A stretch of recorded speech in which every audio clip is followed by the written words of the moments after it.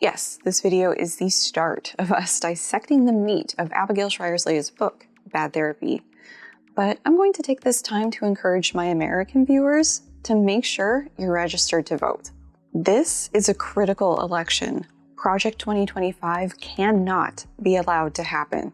I absolutely understand it sucks feeling like you have to vote against someone instead of for a candidate, but that is where we are at once again. At least Biden said bye then. Also, somewhat related, this video is fundraising for a cause I can't explicitly describe in the outset of this video, lest my video be smote by the algorithm. Dr. Cass wants you to vote.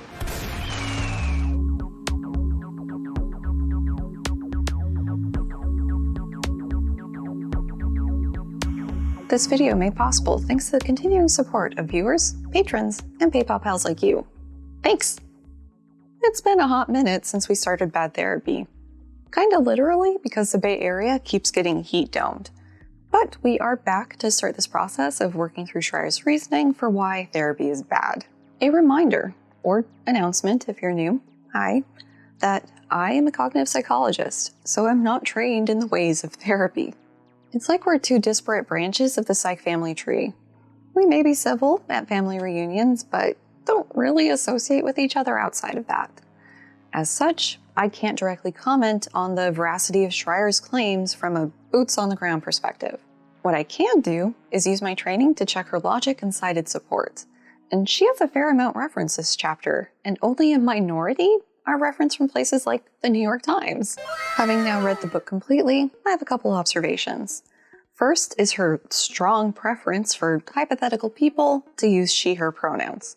I understand and remember the importance of not just using a default he for everyone, as Pearson does in his advice books, but this is the opposite extreme.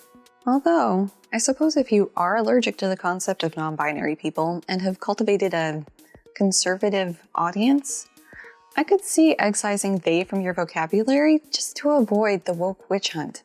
Second, a recurring question I had throughout this book is the motivation of the people she interviewed. While there was some plausible deniability for people talking with her for irreversible damage about the unsupported trans epidemic of assigned female at birth youth, the cat's out of the bag at this point. She did the book promo speaking circuit among conservative safe spaces. She's a known quantity. And I fully acknowledge that academics can be a bit dense or willfully ignorant when it comes to their impact, especially when it comes to culture war topics. So I am curious about the reasons for those who spoke with her, to the point where I have several stickies here of names and the page numbers they appeared on of people who spoke to Shrier to just reach out and contact and see what's what. We'll see what my success rate is. But it wasn't just members of the Academy. There were also parents and youths who spoke with Shrier and made the exact points she wanted. In one case, towards the end of the book, it becomes relevant that the parent's kid is trans and they're upset with the therapist about it. But that detail is buried in the story. I have a pet theory, completely unsubstantiated, that many of the lay people she spoke to for this book were found along gender-critical channels. And I could be wrong, as the therapy bad idea is far older than people getting upset about folks who aren't cisgender, but my core point here still stands. Talking to Shrier isn't a neutral act at this point. Third, and related to that, is an annoying trend for the expert interviews. If she has someone on the Zoom line, she'll just use that as definitive evidence of her point instead of including a reference. Because of that, in addition to asking people how they got in touch with Shrier, I'm going to have to ask them for their favorite work on whatever topic they were brought up to bat for. Something that isn't totally kicking my social anxiety in the shins. Finally is my overall take on the book. To use a word given to me by an author whose work was very uncharitably included, this book is reductive of therapy itself, the work around it, and the utilization and impact of therapy. Shrier writes about the alleged danger of big therapy, like it's a monolithic cabal out to destroy society by damaging the youths. And I am not being hyperbolic here. She implies or outright says as much in the course of this book. While she centers therapy as the problem, realistically, at least part of what she's talking about seems to be helicopter parents.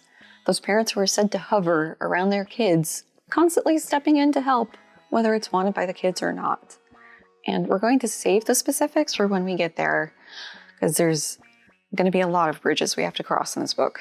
With all of that out of the way, there's a couple of final things to touch on before diving in. First, a note about the book's structure. The chapters are divided up into 3 topical parts. The first is building on the idea of the potential harms of therapy and how big therapy operates. The second part reminds me of the flow and irreversible damage. It's the mental health professionals to the schools to the parents. They're doing what the conspiracy du jour tells them to. The final part is where Shrier argues what we should be doing instead of what she thinks we're doing now. Yes, dear viewer, as was the case in Irreversible Damage, Shrier talks a big game about how things are happening out in the world that doesn't seem to actually correspond with the reality for people I speak with. So pleased to be helping this poor YouTuber in her time of informational need. Segue. Second, I've had a couple channels on my Discord to basically pick people's brains with experiences relevant to this book. I am an elder millennial with no kids, so need help gathering anecdata about Shrier's claims regarding what it's like to be a youth today, or from the child rearer's perspective. If you are a Zoomer or Zillennial, or the parent of one and would like to help, check out the announcements channel for more information on how to get access to those. 3, the call to action portion. This endeavor is supported by you kind folks. Liking or sharing the video, subscribing, supporting me in a more directly monetary fashion. If you'd like to help support me in this perversely enjoyable critical bad reading of bad therapy, you know the dance. Subscribe, Patreon, merch, every little bit helps. Links, as always, are in the description box wherever it is on the device you're watching, and also the Discord link if you want to join that and haven't yet. Last up is a quick refresher for the visual cues I use to indicate where ideas are coming from. This means I'm paraphrasing the book. This means I'm responding to the book or integrating my thoughts with science. Where I can, at least. And pretend I changed setups, but I spent all night trying to get a cat in there, and I finally did, so we're going to take advantage of that. And also, I've been filming for far too long, so I know it. As I mentioned in the intro vid, Shrier doesn't really turn to blogs as much as she did in Irreversible Damage, but there's plenty of not scientifically peer-reviewed work in play. While pieces from the publishing titans like the New York Times or the Wall Street Journal aren't surprising given her own writing background, it is kind of amusing how many are from the opinion bin, much like her own writing work for the Wall Street Journal. Basically, if I'm bringing some science to the party, we'll do it here, but this is largely to go through Shrier's references and check them. Her track record in Irreversible Damage wasn't great for accuracy. Okie doke. You ready? So here we go.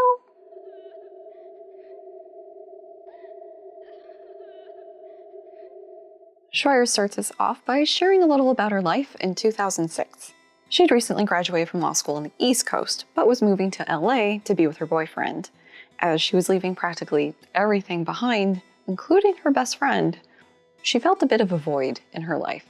We'd both been hired by law firms, which meant long hours and an impossible time difference as far as calls were concerned. I needed someone to listen to my worries and misgivings on my schedule. I needed a stand-in Vanessa, available every Thursday at 6 p.m. And for the first time in my life, I could afford one. I hired a therapist. To nip what's coming in the bud, the relationship a person has with their therapist should and must be a professional one. The therapist isn't your surrogate friend, as detailed in this very well-mined article. The reasons behind the why of this relationship needing to be kept professional is that the very nature of these interactions leads to relationships being one-sided with an uneven power between the therapist and client. As such, there are ethical guidelines to dissuade this. Also, were a therapist and client to strike up a friendship and not break off treatment, they'd be entering into a, quote, dual relationship. These are not conducive to either relationship, as the distinction between what happens in therapy and friendship spaces can erode to the detriment of both. So it's bad. Your therapist isn't your friend. This boundary failure on Shrier's part is a bit funny, and also makes sense, as you'll see when we get to the schools discussion, as she seems to misunderstand exactly what's meant by a dual relationship. We're largely going to gloss over the details of this story, but I am going to share this paragraph because it captures her view on therapy. But quote, She helped me realize that I wasn't so bad.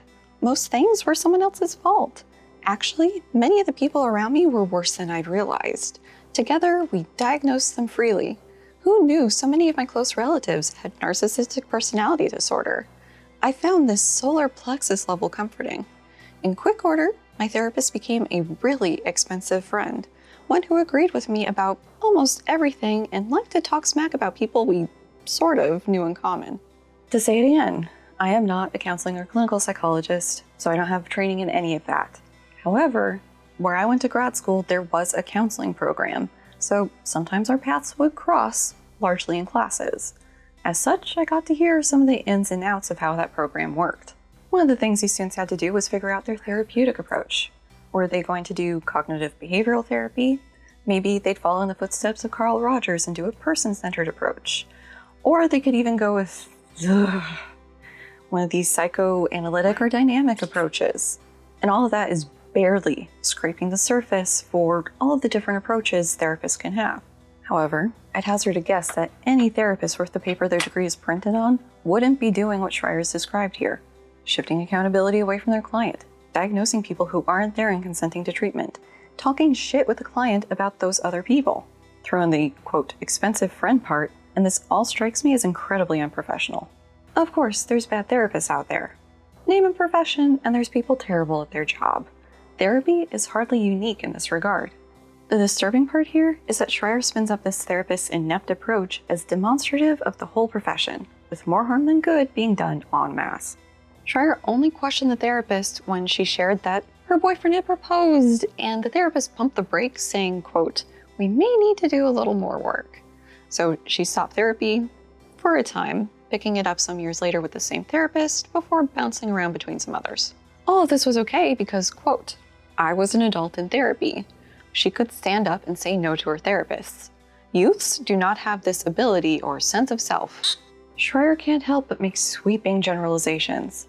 I'm sure there's adults out there who would fit her description of the youth's purported inability to push back on the therapists when they get things wrong. A client at any age is in a disadvantageous power position. It can be hard to tell a professional, no, that's not right. Another side of the coin is people getting almost addicted to therapy. Maybe codependent on therapy would be a better way to phrase it. This is when a person feels like they can't go it alone. They need therapy as a crutch. All of these concerns, and probably more, should be in the back of the therapist's mind. Are these sessions benefiting the client? Am I steamrolling them? Are they starting to turn to me for help with everything in their life? Lots of little things for the therapist to just constantly be mindful of. The good news here is that there are specializations for youth treating therapists. They have special training and different approaches to try with kids and adolescents. While a teen is likely to get mostly talk-based therapy, a younger kid won't. But the therapist needs to be mindful of exactly Shrier's concern here, that this young client is still growing into who they will be, so a lighter touch is required. It seems like the therapists who use the exact same approach regardless of their client's age are the small minority, and who probably shouldn't be doing it because, real talk, there are some terrible therapists out there, just like there's terrible doctors, mechanics, people. Speaking of, back to Shrier. She claims that, quote, "an astonishing number of parents have their kids in therapy." The reasons Shrier heard from these moms, and only moms, of untraceable origin: helping with transitions, like starting school, coping and processing a pet's death, to have someone to have non-mom conversations with, and finally, as Shrier spins it, as surveillance to make sure her daughter's okay. These reasons make sense, regardless of Shrier's framing, and also fit suggested reasons why a youth would enter therapy if these weren't devoid of context. That your kid is struggling with something, even if someone like Shrier views it as trivial, like a pet's death, is reason enough to see if therapy would help your kiddo. They don't have to try and power through it, possibly picking up maladaptive coping strategies in the process. Help exists. The thought occurred to me that we're missing the broader context for these examples. They could have been plunked into therapy without real need, as Shrier's implying, but they also could have been clinically struggling. If the child's neurospicy, major transitions are hard. A pet's death, who for most kids is a very close loved one, could have kicked off a major grief process. The mom wanting a mental health check-in could have reasons, like the daughter having some form of mood disorder. All that isn't to say that a youth wanting to try therapy without a formal cause isn't valid, because it is. Sometimes it helps to just talk it out with someone trained in talking it out. Also, to address this last point, how much info the primary caregivers are entitled to about what's said in therapy is a legally complex situation. There's all sorts of considerations, like the state's rules on how much privacy the minor is entitled to at different ages, if the youth started therapy outside of the parent's help, if the youth doesn't want their info shared, and of course, therapists being mandated reporters. In brief, it's not clear or straightforward that a snoopy mom would be able to pump the therapist for info. Shrier attempts a gotcha moment by pointing out that what exactly counts as therapy is, quote, vague at the professional organization level, basically including anything you'd be doing with a therapist or psychiatrist. But if we look at her citations here, even in her endnote commentary, it's clear that the broad definition also goes into specifics for the different forms it can take. And it can take a lot of forms. The definition has to be broad to be able to encompass the variety. And the thing is, we could do the same thing with medicine and doctors, no? Medicine is a form of medical treatment that involves consultations and treatments by the healthcare provider. Medicine is any medical treatment provided by a healthcare professional. She ends this section by introducing the idea that parents are blissfully unaware that, quote, therapy can harm.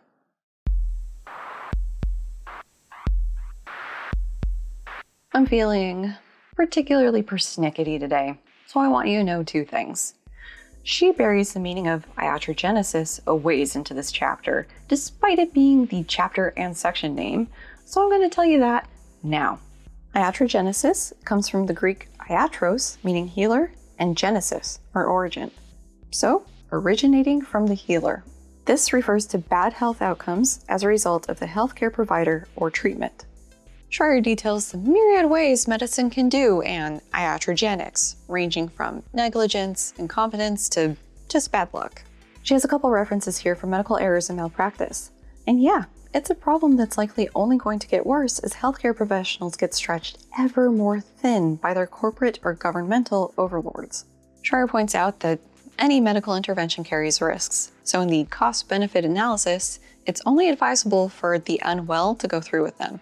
She then makes a distinction between interventions and general advice, with interventions being a subset of general medical advice that only apply to a subset, before wrapping up the section saying do not, quote, send your kid off to therapy unless she absolutely requires it. And not saying what absolutely requires it is, of course. A lot of this book's value and weight comes on the validity of her assessment that youths are being put into therapy unnecessarily. To spoil the series now, I'll opine that she doesn't establish this at all. The closest she comes is the vague hand-waving about all the moms she spoke to, or that therapy's been rolled into education. Maybe. At no point is she able to provide definitive evidence of the core argument. Plus, there's the issue I raised with her author's note. How does she draw the distinction between those who are suffering from, quote, profound mental illness and those who aren't? We're going to end this section with a thought I've heard from doctors in the context of modern snake oil. If a treatment doesn't carry risks or side effects, it isn't going to have main effects either. And this still works if we carry it over into therapy land. Just like a medication works by altering some part of how your physiology functions, therapy works by altering some part of how your emotional or thought processes function. It's kind of scary to think about, but if a therapy approach is going to work, there's also the risk of adverse reactions to things raised in a session, or symptoms maybe getting worse.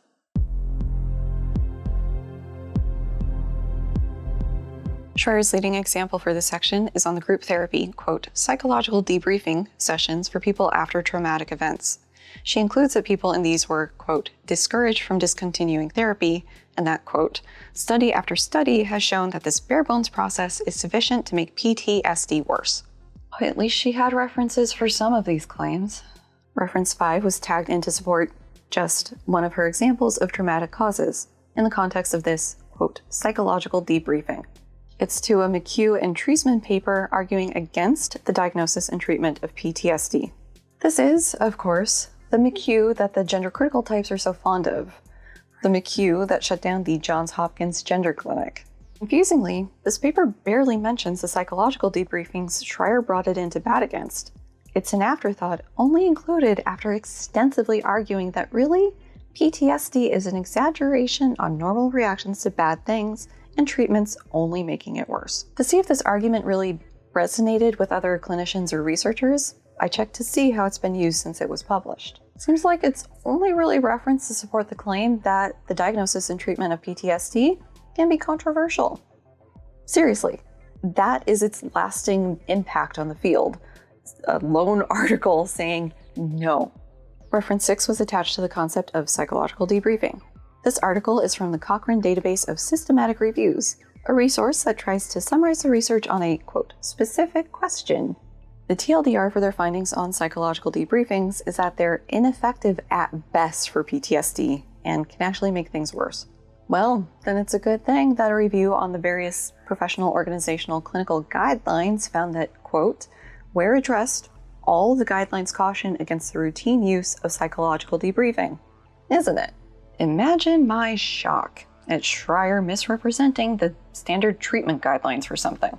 Endnote 7 has a handful of references to support Shrier's assertion that psychological debriefings can make PTSD worse. The Lilienfeld paper was more broadly about psychological treatments needing to be more proactive in testing the potential negative effects, with psych debriefings included as an example of one with demonstrable harm.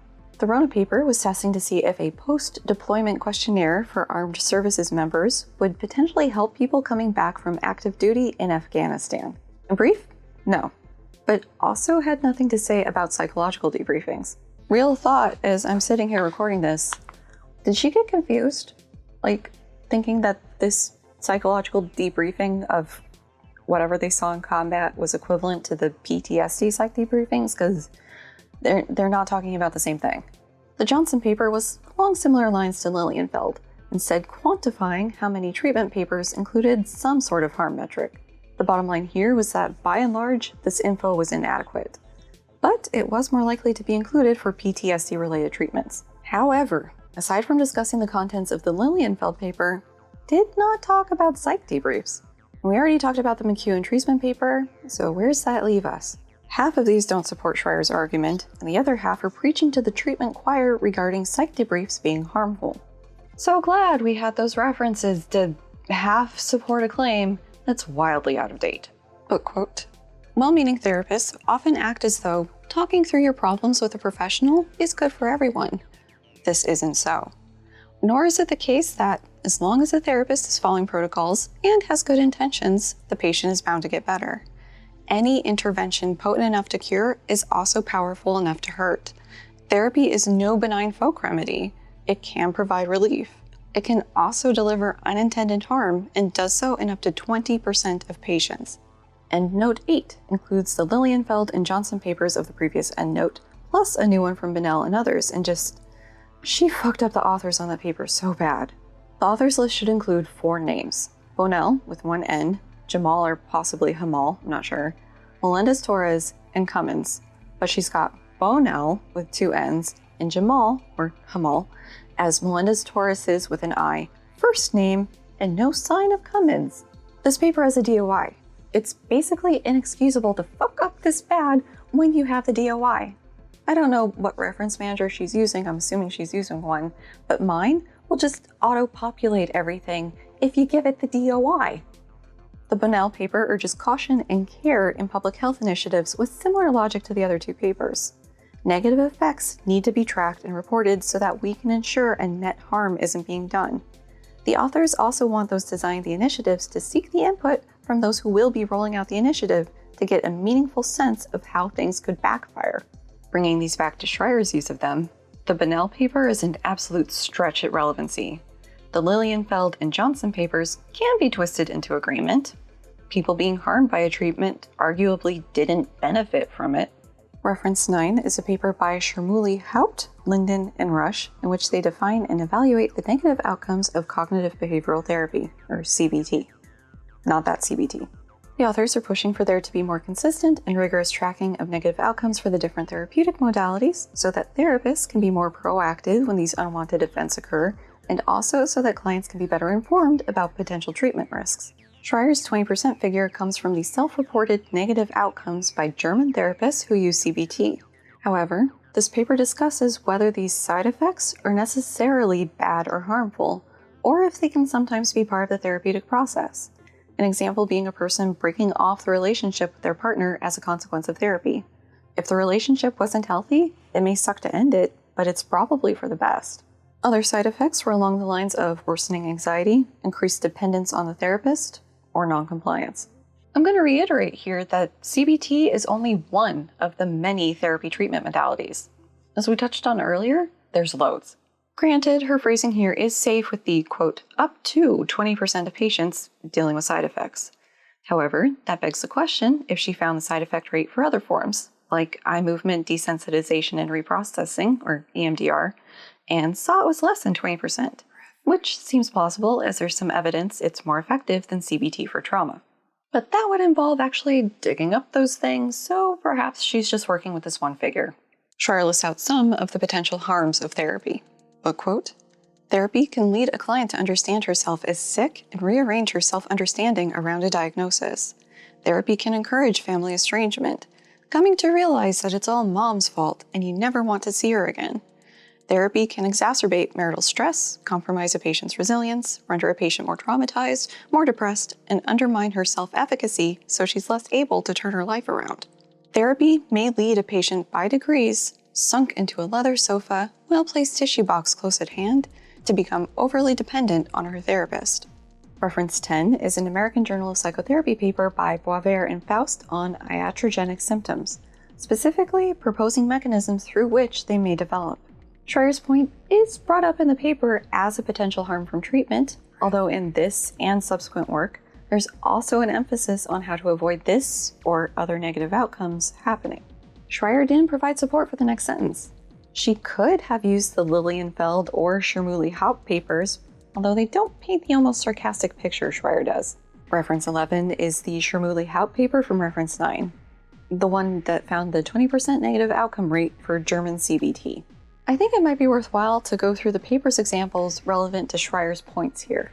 For making marital stress worse, there's a 43-year-old woman whose husband seems to not appreciate his wife's growing sense of self and valuing of her time. There's also the 54-year-old man who told his wife about his attraction to minors and possession of illegal material after being told that social support could, quote, prohibit offenses, all of which was news to the wife and could result in their separation. And a 27-year-old woman who broke up with an exploitative boyfriend. For two of these, it seems like there was already stress in the relationship. It just changed after therapeutic intervention, hopefully for the better in a longer-term perspective. For the other one, yeah, from the wife's perspective, it would be stressful to find that out about your partner. But that seems like a situation with the potential to blow up that relationship at some point down the road. Skipping to worsening depression, that is reported in the first part of the table for the majority of patients in that group. Reference 12 is the Boisvert and Faust paper again, first seen in reference 10. While this paper has a lot to say about the ways therapy can harm individuals through the actions or views of the therapist, it doesn't say anything about the patient becoming dependent on the therapist. It was a point in the Schermulli-Haupt paper though, albeit without the psychodynamic imagery Shrier employs. Broadly, yeah, therapy can have negative effects, as described here. That doesn't mean it's guaranteed to happen for everyone in all cases. Well, it is discouraging that there's this through line into the more modern papers that there needs to be more research on the negative side effects. It is still something being investigated. It's not that the field is willfully ignorant about this, as her references can attest. As illustrated by some of the reported severe side effects in the Schermulli-Haupt paper, it does seem that in some cases, the negative side effect was almost a necessary hurt on the road to better well-being for the patient, like the 35-year-old woman who finally built up the strength to end things with her mother. Going back to the one-word summary of this book, it's reductive to talk about the side effects without considering them in the broader context. And without even the hint of evidence, she says iatrogenic effects may be worse for children than adults. Having had a quick look at the literature, the case could have been made that there is substantially less research looking at this in the younger population. The overall emphasis I saw was on the iatrogenic effects of making criminal offenses worse in youths. There was one paper that focused on single-session mental health intervention with use that pointed out the iatrogenic effects of, you guessed it, psych debriefings for PTSD. Shrier could have made the point about the lacking research, but nah, just say that it could be as bad, if not worse, for the kids, and then just leave it at that scaremongering. She goes through some more examples of therapy, almost entirely in group settings, resulting in worse outcomes for the patients. Psychological debriefings were the treatments in references 13 and 14. Hopefully, I've made it clear this is a discredited treatment modality, as can be inferred from the publication years at play. Reference 15 found better outcomes from educating patients with breast cancer about the cancer itself and what they can do and expect, than plunking them down in peer groups to talk about their experiences. Fair enough.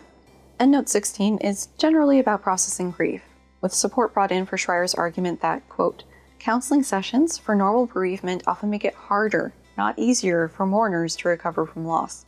The New York Times piece from 2004 is summarizing a report on best practices for bereavement and grief, and yes, quote, for participants experiencing uncomplicated bereavement, there was, nested quote, essentially no measurable positive effect of a psychological intervention, and, another nested quote, nearly 1 in 2 clients suffered as a result of treatment.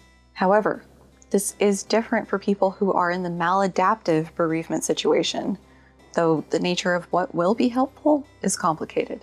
The other reference here, from 2000, emphasizes how to help people find meaning in the death of a loved one, but Shrier probably included Niemeyer as it details the then extent normal range grief help. Given the best practices report, it's a good thing then that the boundaries between normal and atypical grief processing have been formalized, and research has shifted focus to helping those who are struggling with the loss. Yet another example of a treatment approach that has been discarded because of the empirical evidence being brought up as an example of therapy bad. And note 17 is to support, Shrier quote, some people who say they, nested quote, just don't want to talk about it, know better than the experts what will help them. Then list out activities I'm assuming are done instead of the previous things in this paragraph. The first reference is to the 2009 book, The Other Side of Sadness, What the New Science of Bereavement Tells Us About Life After Loss by George Bonanno. According to the wiki about him, because I don't know clinical psych history, he introduced the idea of resilience to the bereavement and trauma discourse. He also knocked out a previously dominant view of grief established by Freud, so he is up many points in my book. As described in one review of the book, it is somewhat a summary of his contributions to the field. The concept of resilience seemed to pave the way for discarding the idea that people needed help, particularly group help, to allow them to heal from trauma and grief, and that many people could navigate these waters on their own. This book's inclusion here makes sense. Good job, Shrier. The second reference here is to a Wall Street Journal article by Susan Pinker, the less infamous sibling of Steven Pinker, whose specialization in psych I can't quite pin down. All that's a bit beside the point though, as Pinker's just relaying the results of a systematic review. A review that was stupid hard to find. What is with these science communicators making it damn near impossible to find the thing that they're writing about? From Pinker's summary, I had the lead author's name, year, and journal to go off of, no article title. Long story short, for whatever reason that's unknown to me, this article isn't showing up on their journal website, but as far as I can tell, it hasn't been retracted. It's weird. Thankfully, the lead author has a presence on social media, so I was able to find it that way. And while that Epoch's Time appearance is kind of disconcerting, he only has 2 things there in 2 years, both trying to puff up his research fellowing work, so it could be worse. In any event, this is a meta-review of meta-reviews looking at the effects of physical activity on loads of things, not just mental health concerns. As evidenced by the abstract, the net was thrown as wide to include HIV and kidney disease.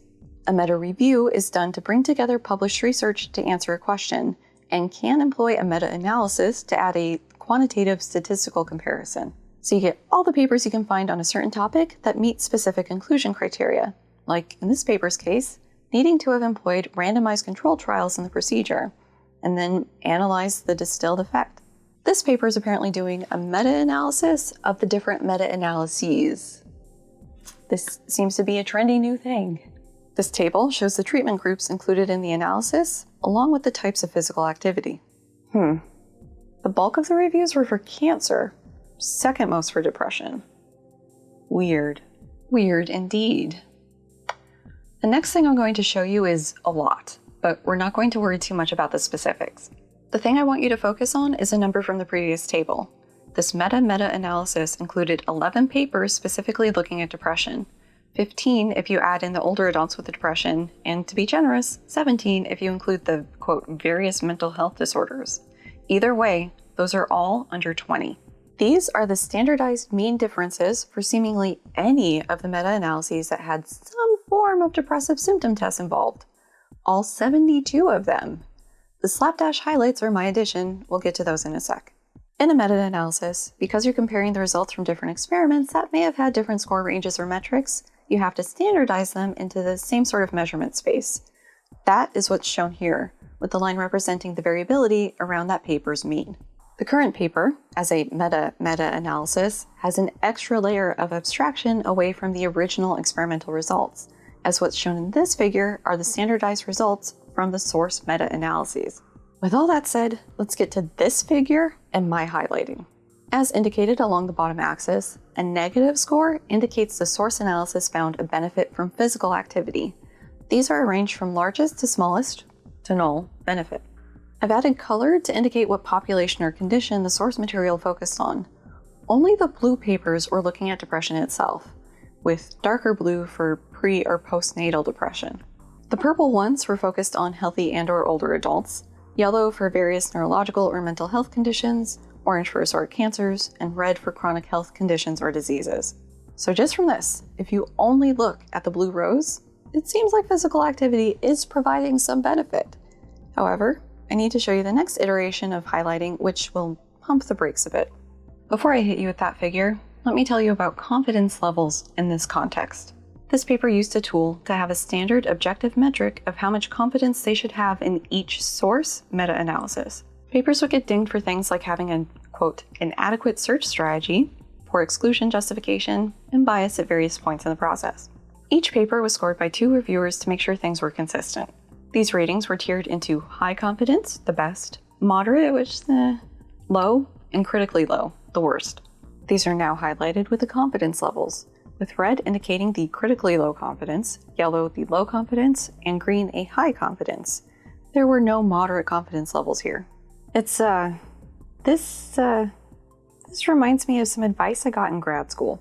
I received plenty of shitty advice from a subset of my program's faculty. This piece comes from my original advisor's orbiter, the program chair who lacked a spine. This nugget of wisdom to us was to master a hard statistical technique, like meta-analysis. Not just because it's useful to have another tool in your statistical toolbox, or because it increased the likelihood of people wanting to collaborate with you. No, the big reason to put in the time and effort is so that your paper would have an easier time in peer review. The odds of your reviewers being able to meaningfully critique your paper enough to get rejected would be lower, because they don't know how to do it. I'm sure I don't have to explain why that advice popped into my head looking at the results like this. It feels like we are fully out beyond damn lies here. For argument's sake, let's be conservative in our interpretation of this and only look at the papers rated with high confidence. The extra rows I'm going to show on screen are from a supplemental table that broke down the details for each meta-analysis. The Heisel paper focused on people with HIV, included aerobic and resistance exercises in addition to yoga, and found reduced, quote, depressive symptoms and anxiety, with depression itself being helped by multiple aerobic exercise sessions a week. Cooney paper seems pretty robust, representing 39 papers. It focused on depression in a somewhat older adult population, a trend that will continue for a bit. They included aerobic and resistance exercises, and let me read you their abstract's conclusion. Quote, exercise is moderately more effective than a control intervention for reducing symptoms of depression, but analysis of methodologically robust trials only shows a smaller effect in favor of exercise. When compared to psychological or pharmacological therapies, exercise appears to be no more effective, though this conclusion is based on a few small trials.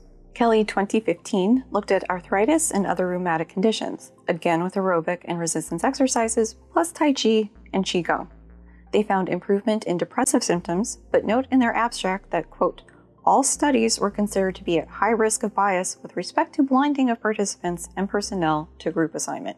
So in other words, everybody knew what experiment condition they were in, and so things may have been biased in that, oh, we want this one to do well. You understand that we want this one to do well, so do well with this.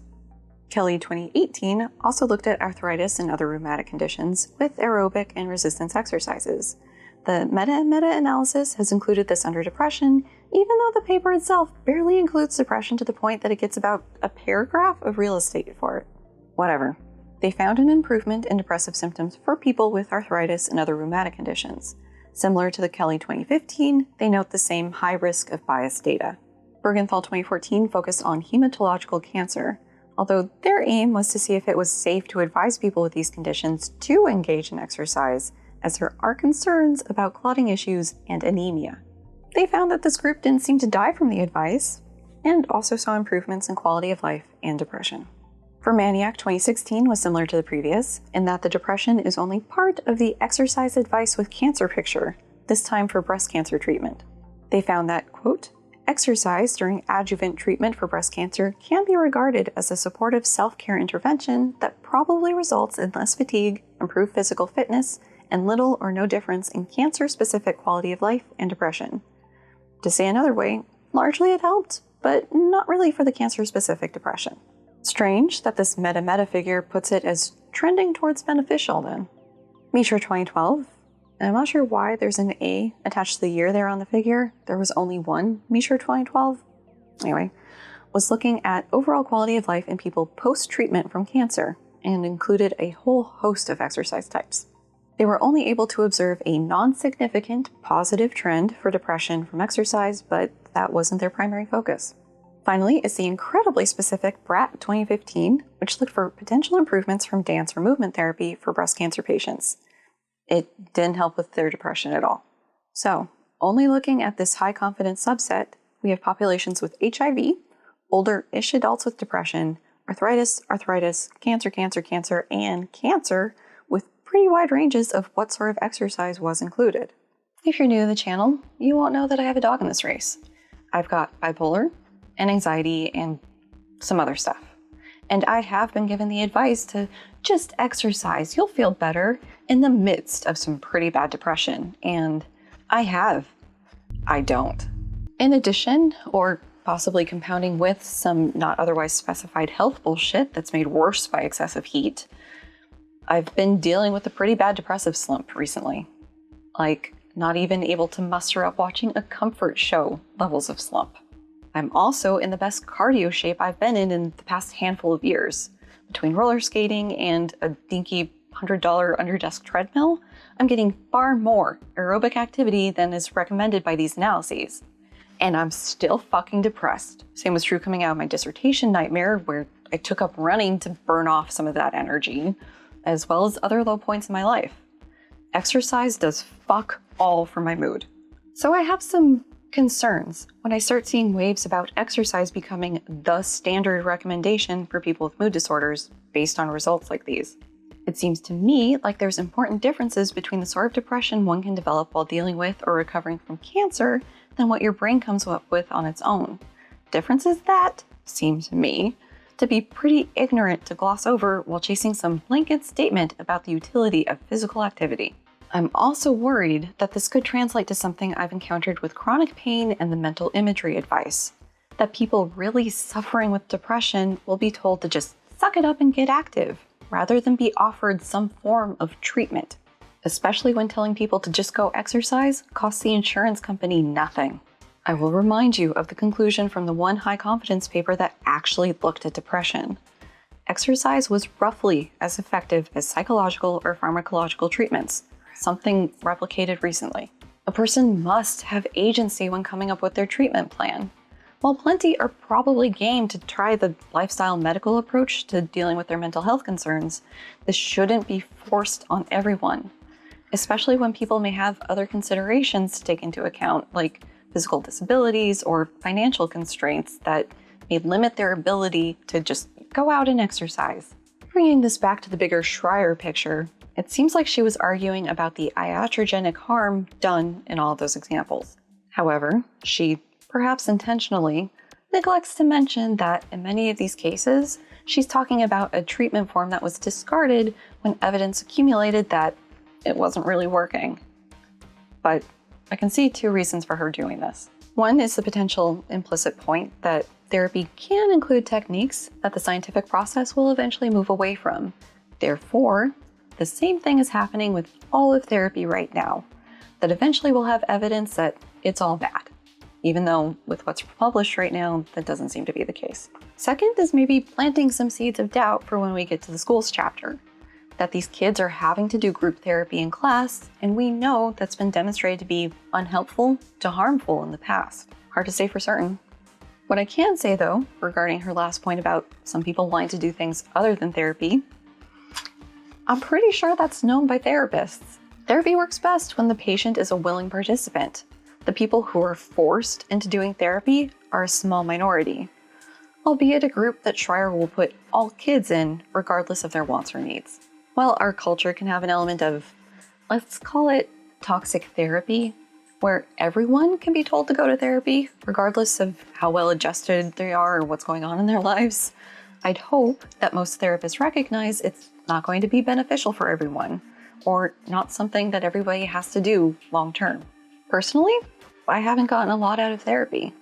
For the most part, I've developed adequate coping skills, and I don't get much out of the affirmations or validations from the therapist. And that's fine. Shrier seems to be in the same boat, though confusingly with many more hours of therapy under her belt. Then she externalizes it, that everyone should avoid therapy at all times, based in part on the beating this dead horse to paste, outdated group therapy treatment modes. But quote, "When it comes to our psyches, we're a lot more bespoke than mental health professionals often acknowledge or allow. Reminiscing with a friend, cracking a joke with your spouse you wouldn't dare make with anyone else, helping your cousin box up her apartment without talking about your problems, often aids recovery far more than sitting around in a room full of sad people. Therapy can hijack our normal processes of resilience, interrupting our psyche's ability to heal itself in its own way, in its own time." She has more to say specifically about group therapy, but let's talk about this idea that Dr. Shrier's cure-all is not talking about your problems. For some things this can work. It's basically the coping strategy of putting the problem out of your mind. It seems like it would be most effective for things you don't really have control over that can be excised from your thoughts. I'd hazard a guess that she's never had to deal with the psychiatric cornucopia I've got, because the intrusive thoughts from my OCD, anxiety, bipolar take a lot of effort to mentally yeet out of there. And my medical trauma is content to just sit on the back burner and simmer as long as medical stuff isn't happening. The same cannot be said for other people dealing with trauma. That shit can and will pop up out of nowhere to ruin their day. This "don't talk about your problems" idea doesn't cut it for them because it doesn't address the root issue. To do that, they have to talk about it, figure out what's going on, try different things to break the feedback loop so they can move on. Oh look, one of her references points out that therapy is an effective tool for many problems. I will point out that resilience isn't a characteristic evenly distributed to us. Some people are naturally gifted with resiliency to the worst life can dish out, but that's not everyone. Nurturing and developing resilience is an ongoing research topic, but I think it's fair to say that some people need help in bolstering their ability to deal with adversity, and that help isn't just piling more bad shit onto them. But quote, "Think of it this way. Group therapy for those who experience loss or disaster forces the coping to hang out with the sad. This may make the relatively resilient sadder and prompt the sad to stew. The most dejected steer the ship to planet misery, with everyone else trapped inside." As said, therapy's moved on from putting all bereaved or disastered people into preemptive group treatment. But this is reducing the full range of non-resilient reactions to loss or trauma into the general sad box. Not even depressed, just sad. She says that individual therapy can, quote, "intensify bad feelings too, sharing the story of a psychiatrist whose patient quit because of the focus on negative stuff. Quote, "Reading that, I remembered saving up emotional injuries to report to my therapist so that we would have something to talk about at our session. Injuries I might have just let go." Oh, reference 18. Finding this one took some doing. Shrier's link throws an error. Searching up the name of the article brings up something from the Wall Street Journal in 2016, many years before the date Shrier gave, which is weird. Best I can figure, it seems like this author reused the Wall Street Journal piece on her Substack on October 9th, not 10th. Regardless, the emphasis of this piece by a therapeutically inclined psychiatrist is that therapists should focus on the positives in their patients' lives, not the negatives, and leverage the existing strengths of the patient. But, clickbait title gonna clickbait, she never says what this, quote, one question therapists should be asking is. This therapist Shrier was saving up insults for is likely the same one that was armchair diagnosing people from her story earlier. And if that's the case, it hardly seems fair to hold up how therapy went with her as the gold standard for all therapy everywhere. She says that, quote, "Even when patients' symptoms are made objectively worse by therapy, they tend to assume the therapy's helped, then speculates at some reasons for why that might be the case." And note 19 contains the Lilienfeld paper from earlier that was brought in to discuss the psychological debriefing treatments for PTSD, and a paper we haven't seen before from McNally. Lilienfeld's focus is on harmful treatment modalities and empirical standards that should be implemented to assess harm. But it does touch on patients assuming them getting worse means that therapy's working. So that tracks here. The McNally paper is also critically looking at the PTSD psychological debriefings. The part relevant to Shrier's point is in the discussion on arguments from psych debriefing proponents, that debrief people have said something positive about the experience. On the one hand, these are supporting Shrier's broad claim about people not being a good judge of when they've been helped by therapy. On the other, these are both referring to that same dead horse-paced therapeutic approach. Her argument would have been better supported with more broad examples of people not having a good sense of this, especially with the full list of reasons she provides that aren't psych debriefings or PTSD. But quote, "An embarrassing number of psychological interventions have little proven efficacy. They have nonetheless been applied with great elan to children and adolescents." Reference 20 is to another meta-meta review, this time by Leixenring and others. They want to get an overall read on the efficacy of pharmacology and therapy for various psychological concerns. Included meta-analyses needed to use randomized controlled trials or direct comparisons between forms, and have some metric for the potential publication bias and quality. They kept things with a pretty wide cast, but excluded analyses on specific subgroups, like treatment-resistant depression, psychiatric diagnoses as a consequence of something else, like depression from cancer, and so on. To get the clearest idea of efficacy, they excluded meta-analyses that included treatment wait lists as a control group. They used the same confidence rating system as the other meta-meta paper we discussed, and had substantially higher ratings. The next figure I'm going to show you plots the effect size for the different diagnoses and treatment modalities. So like anxiety, drug, anxiety, therapy, depression, drug, depression, therapy, and so on. But they're only plotting the largest meta-analysis for each bin. So something like depression probably had a couple entries, so they're only plotting the one that had the most data going into it. And it's going to be a lot of information, so that's why I'm warning you here. These are the standardized mean differences between the treatment and either placebo or, as it's called, treatment as usual for the different disorders. For each line, the first line is the psychopharmacological treatment with the square, and the second is therapy with the circle. You might be wondering, like I was, what exactly is treatment as usual if it's not medication or therapy? Well, it's the treatment you would get if you went somewhere for help, with possibilities ranging from just the general practitioner's office to specialized mental health facilities. A separate meta-analysis found that there can be incredible variability in what is reported as treatment as usual. And it seems to me that that would make any sort of comparisons involving that as the control or baseline a wee bit sus. Not like necessarily bad sus, but we need to be cautious in how we interpret these results sus. With that in mind, the authors concluded that, quote, across disorders and treatments, the majority of effect sizes for target symptoms were small. And yeah, the effect sizes we're looking at here are tending to be moderate at best. However, I would urge some caution and concern when we're lumping in all of these different things together and seeing what plops out, and then decreeing that this meta-meta result has big implications, while glossing over what seem to be important differences. These meta-meta analyses seem to be working with the assumption that the heterogeneity of the conditions, treatment types, and even control conditions aren't really that big of an issue. But some would argue that's not just something to ignore. And yes, I keep pointing you to this Kuiper's paper because they made this very point through a meta-analysis. How meta?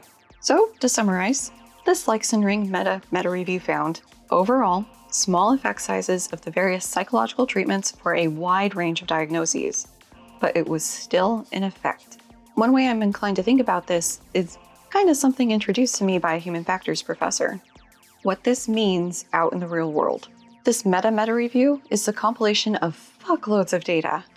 Granted, there is a publication bias against null results, so it may be some degree of overstating the efficacy. But with this much data, it seems like we're not at incredible risk of falsely believing therapy or psychopharmacological options can help. Add in the weirdness of comparing the treatment's effects against treatment as usual, which may be helpful on its own, and it seems like the case could absolutely be made that therapy is in fact more helpful than not doing anything. Which is counter to the point Shrier seems to be making while bringing in this reference. Plus, misrepresenting a small but significant effect size into, quote, little proven efficacy.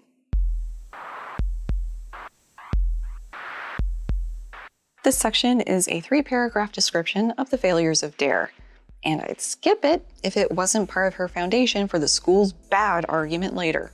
For those somehow not familiar, DARE stands for Drug Abuse Resistance Education and was spun out of the US's ill-advised war on drugs. My memory of it was it being dumb and condescending.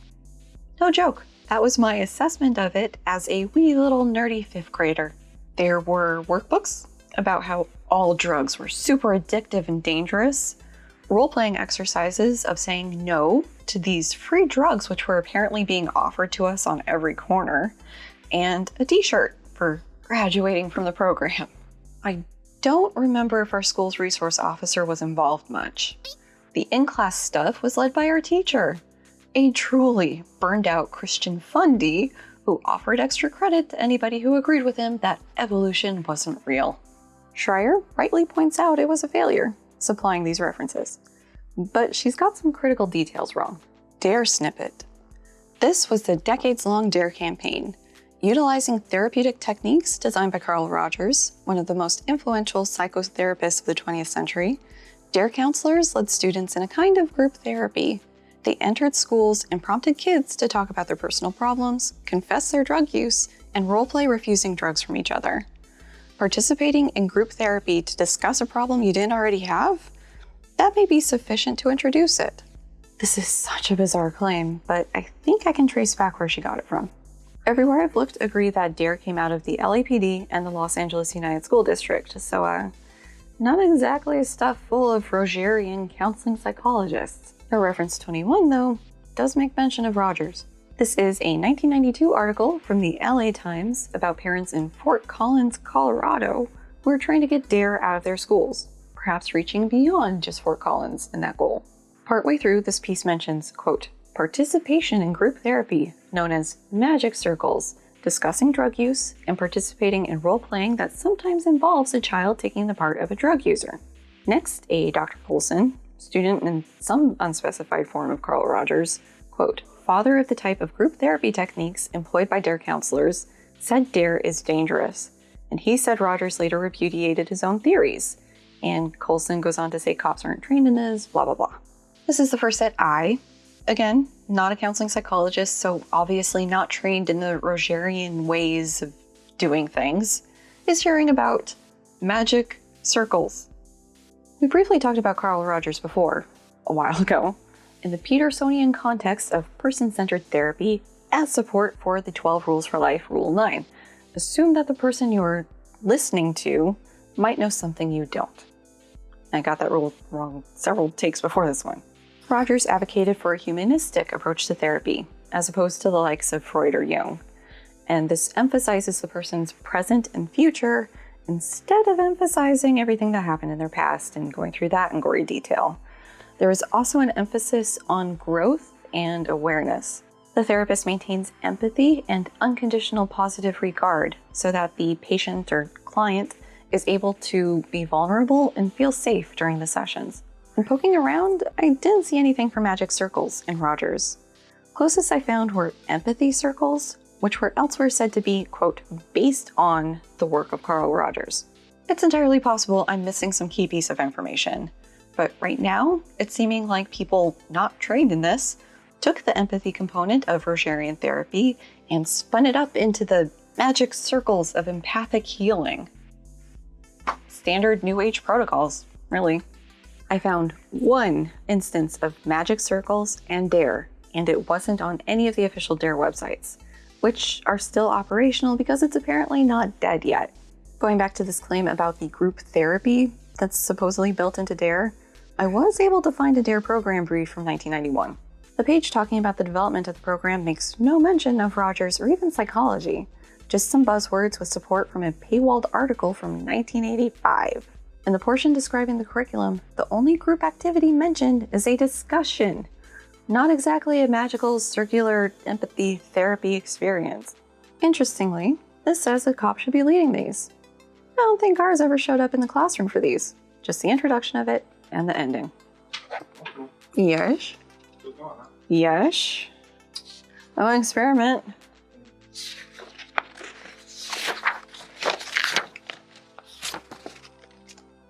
He went to bed and I was filming.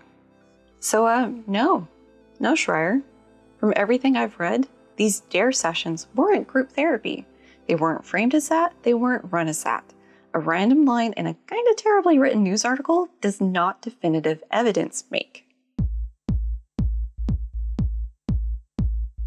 Shrier concedes that some types of therapy can help, but that, quote, those who study the efficacy of therapies often point out that the results across treatment types are not terribly impressive. I am really being put through my paces on reference checking in this one. There are 3 references in EndNote 25. The first is the Lykson Ring meta-meta review we spent some time with that tried to ascertain the overall effectiveness of talk or drug therapies compared against true controls or treatment as usual.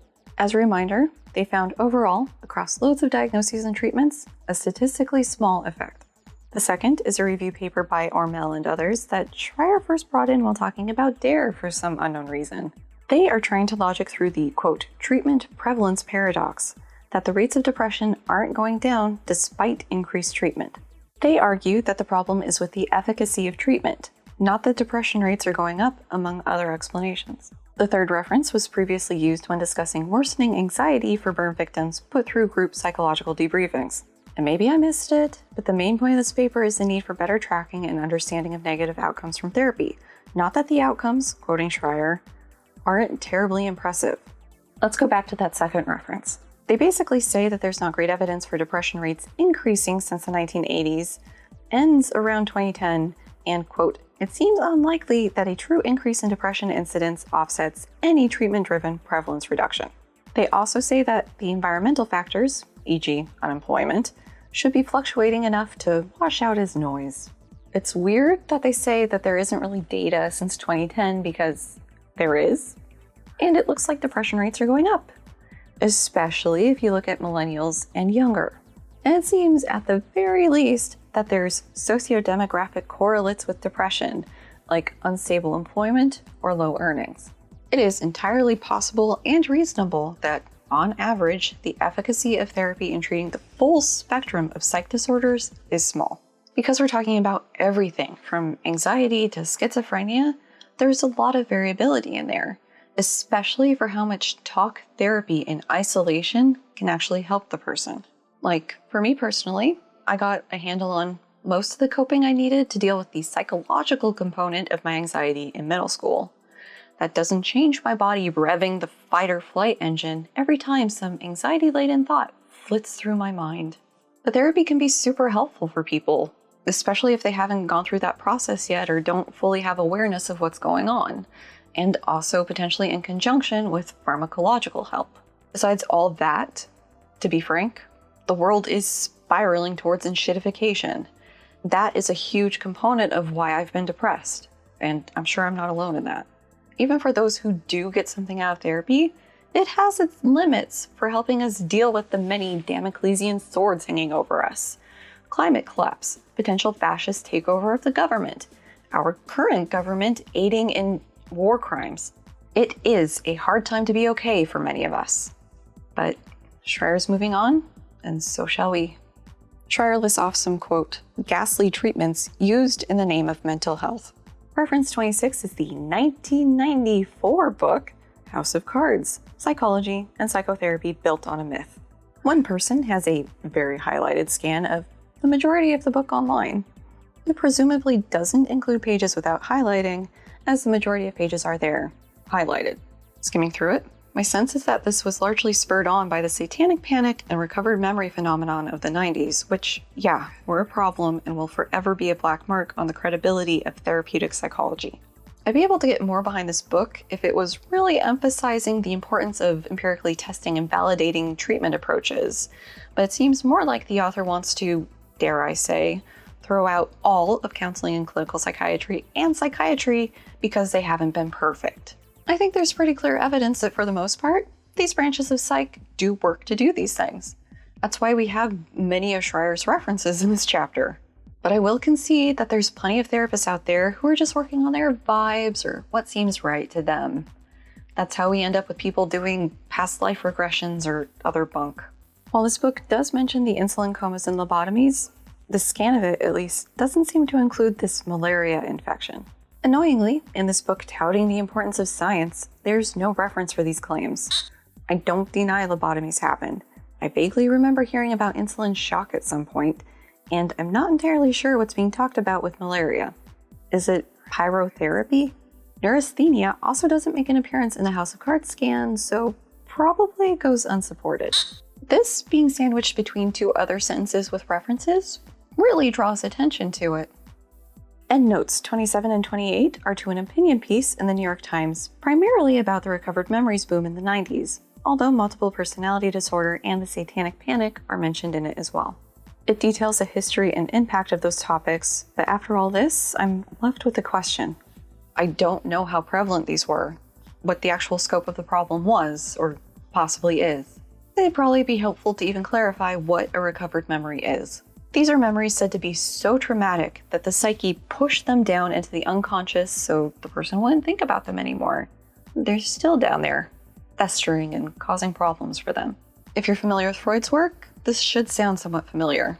And yeah, this type of memory would require a Freudian model of the mind to work. So already, I've got a problem with it. So then these memories are able to be recovered in dubious types of therapy with the help of the therapist. What this means in practice is the therapist asking leading questions to the patient, who is quite possibly in some hypnotic or otherwise altered consciousness state, and together they craft novel memories, typically of childhood abuse. A huge problem with this, in our current understanding, is that memory does not work this way. We can lose the retrieval keys for a memory, and at some point later, spontaneously remember them, possibly even with the help of a therapist, just saying the right thing that jogs your memory. But an unintentional process of burying the memory down in the Freudian unconscious? No. I want to say that most reasonable therapists have moved on from this practice, but unfortunately, I can't say that for sure. That year after year, things are still being published urging practitioners to move on, suggests that this is an idea many don't want to drop. And in this case, yeah, it is bad therapy. It's iatrogenically introducing traumatic memories in the person in an attempt to help them in the now, but it comes with some pretty high costs. The person experiences a traumatic event, whether it happened or not, and they believe it to be true, so now they have to deal with that trauma on top of everything else they were already dealing with. And if the person with the recovered memories is encouraged or decides to confront their abuser, that person now has to deal with those accusations and the potential emotional or social fallout from that. Some professional organizations have mild to strongly worded policies regarding this form of therapy, discouraging practitioners from using those techniques, or at the very least being cautious when trying them. Therapists need to actually do this shit though, or stop doing this shit. Shrier's next move is to bring up the, quote, gender dysphoria craze. I have a whole series on her arguments on this topic, so we're not going to give him any more air here other than to say no. But quote, the human brain is perhaps the world's most complex and least understood organic structure. Fixing the problems of the human mind is incomparably more difficult than studying a broken bone. We can't expect therapists to fail less often than medical doctors, but we can expect more transparency and humility than practitioners typically bring to discussions of therapy's limitations. Professional opinion. We understand a lot about the brain. A lot. Especially when it comes to the neurological side of things. For its complexity, I'd hardly say ours is more complex than many other mammals. The relative importance of different functions may be different, but they're largely working with the same structures. Yeah, a broken bone is easier than helping someone who's struggling mentally, but what's this about lacking transparency and humility? It would have been helpful to have an example of what she means here. Hell, she could have thrown Dr. Phil under the bus, and I don't think anyone would have minded. Well, to be fair, she sort of includes an example. The very simple and broad American Psychological Association definition for therapy. It's hard to do everything she's wanting in a how-to article on potentially starting therapy. Something that includes instructions for the reader to vet the therapist's background and approach, no less.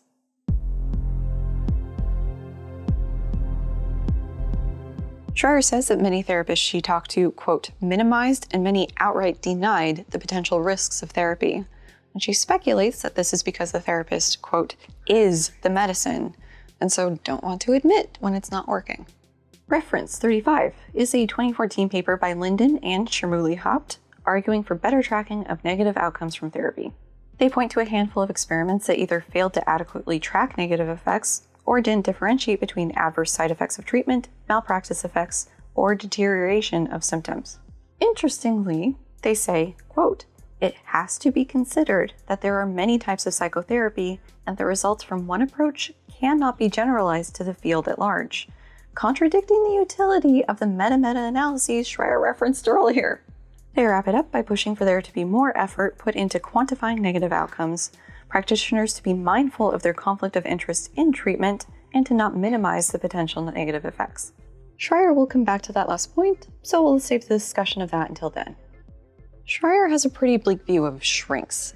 That a medical doctor can discontinue a pharmacological treatment, but still keep the patient, but that the same isn't true for therapists. But quote, actually, it's worse than that. It's in therapists' interest to treat the least sick for the longest period of time. Ask any therapist what it's like to treat a bipolar or schizophrenic patient. Answer, extraordinarily difficult. Many refuse to treat such patients for this reason. But sit with a teenager once a week who has social anxiety? The family pays on time, the teen's problems are small, nobody's getting violent during your session. It's little wonder why, having acquired such a patient, a therapist may be reluctant to surrender her. She just went and showed her whole ass with that one, holy shit. Such sweeping generalizations and seemingly poor understanding of how anything works. With the way the medical system is going in the US and other countries from what I hear, it's in many doctors' best interests to minimize their patient load because everyone, from general practitioner to specialists, are swamped. As I've detailed on this channel, the first available booking for basically any doctor I've seen in the past couple years is at least 3 months, and some going over a year. The same is true in mental health. There aren't enough practitioners to meet the current demand, let alone the projected one. And this is doubly true in the rural areas. So it stands to reason that any mental health practitioner would not be hoarding patients. But then she ignores that people specialize into certain populations. The average therapist is not trained to handle major psychiatric conditions. And sure, some who are may burn out and shift into an easier group, but the point still stands. A shrink isn't sent out the door with an umbrella training for adults, kids, families, marriage, addiction, and sent on their way to do as they please. At least not from any school worth their accreditation. And of course, she has to minimize this hypothetical teen's problems. Yeah, it's different from a person suffering a break from reality, but social anxiety can still be an incredibly debilitating and isolating experience. But if you saw my Irreversible Damage series, This is nothing new for Shrier. She notes that therapists don't have to track negative effects like doctors do, and that since psychiatrists fell out of dominance in offering therapy, quote, the medical authority they lent to therapy fell to those without medical training. Reference 36 is a mournful piece from 2011 in the New York Times about the shift for psychiatrists away from including therapy in their treatment toolbox, and how the doctors they spoke to are sad about the loss of connection with their patients. The cause is identified as insurance companies paying less if some form of therapy is involved, as well as increasing patient loads, meaning that they're trying to make the appointments as efficient as possible. Also, against Shrier's case, quote, there is no evidence that psychiatrists provide higher quality talk therapy than psychologists or social workers. Citing something again from EndNote 7 about the lack of a harm metric, she says, quote from the book, it's unclear how therapists would track damage done by therapy, even if they wanted to.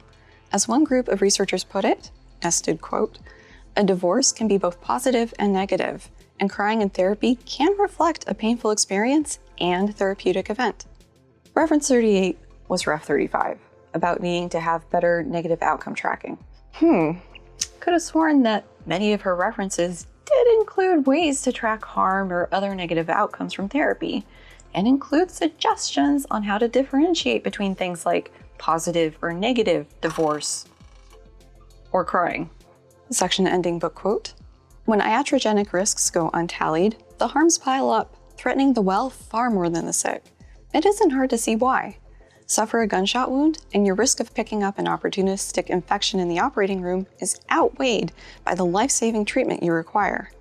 Suffer a scratch, and you have nothing to gain from surgery. Nothing but risk.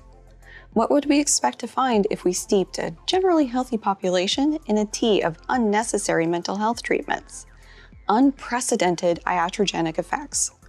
With that in mind, please meet the rising generation. To be pedantic, not all bullets should be removed. It's actually a complicated decision process on whether it's better to just leave it be or it should be removed. To get to our actual point, while it does seem to be the case that therapy research needs to get better at monitoring negative outcomes, her argument hinges on it being the case that the people entering treatment are a, quote, generally healthy population. The deteriorating capitalist hellscape we call home, this seems to be less and less the case.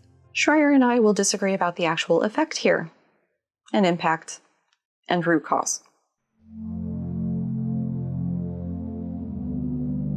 There were some valid criticisms included in Shrier's discussion on iatrogenics in therapy. First, mental health researchers need to be more thorough and consistent in tracking harms associated with the treatment they're testing. This is important information to bring into the discussion on the efficacy of the treatment, as well as for considering the costs and benefits associated with using this approach. Second, mental health practitioners need to be well-versed with the potential risks or complications arising out of their therapy, not just the benefits, and communicate those to the client. A person should be engaging with therapy with full informed consent, and that means having and understanding this information. Finally, a point not explicitly made by Shrier, but instead coming from her emphasis on outdated or discredited techniques or theoretical foundations. Therapists should not be using these once a technique or foundation has been demonstrated to be so. Just because it vibes well with them, or they really believe that a person's current problems are caused by trauma from their past lives or their energies being out of alignment or whatever, doesn't mean it's efficacious therapy. If they want to keep doing that shit, they need to stop calling themselves a therapist. However, these criticisms don't warrant burning all of therapy to the ground, especially when a solid chunk of her criticism was backed by decades-old research on techniques that were discarded because of that research. PTSD, psych debriefings, and mandatory group therapy for normal grief processing, to the best I can tell, aren't done anymore. Also, that exercise can potentially be as helpful on average as therapy and or pharmacological options for a wide variety of mental health concerns is great. That does not mean that everyone should be switched to aerobic exercise stat. Just as therapy shouldn't be forced on everyone, lifestyle medicine shouldn't be forced on people either, especially when there's roughly equivalent pharmacological or psychological treatments that can work too. The person should be the pilot of their mental health treatment, making their decisions fully informed about the costs and benefits associated with their different options, consulting with the appropriate authorities when they need help. Right. Up next, we've got Chapter 2, A Crisis in the Era of Therapy. It is a hodgepodge of the heavy hitters for anxiety, like climate change, COVID, and smartphones, as well as arguing that we have therapized every single part of our lives. You know our arguments are going to be great, right? Until next time. Bye.